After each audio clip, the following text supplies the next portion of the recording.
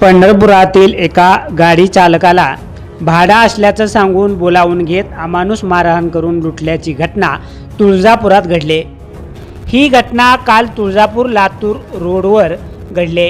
यामध्ये इर्टिगा गाडी चालक विक्रम प्रकाश टिंगरे यांच्या जवळचे 28,000 रुपये रोख आणि मोबाईल असा ऐवज लुटून नेलाय।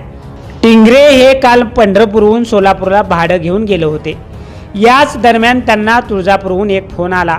तुळजापूरहून लातूरला जायचंय, येऊ शकता का असं त्यांना विचारलं। यावेळी चालक टिंगरे यांनी भाड्याच्या आशेपोटी होकार दिला।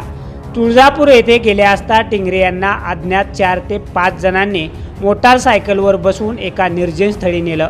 या ठिकाणी त्यांना अमानुषपणे मारहाण करून त्यांच्याकडील 28,000 रुपये रोख आणि मोबाईल काढून घेतला। मारहाणीचा सुमारे 4 तास हा थरार सुरू होता। टिंगरे यांच्या पाठीवर मारहाणीचे व्रण उठले असून अनेक ठिकाणी जखमा झाल्यात। जीवाच्या आकांताने टिंगरे यांनी चोरांच्या तावडीतून कशीबशी सुटका करून आपला जीव वाचवलाय। घाबरलेल्या अवस्थेत तुळजापूर शहरात आल्यानंतर स्थानिक सामाजिक कार्यकर्त्यांना ही घटना त्यांनी सांगितली आणि या प्रकरणी पोलिसात तक्रार करण्यात आली।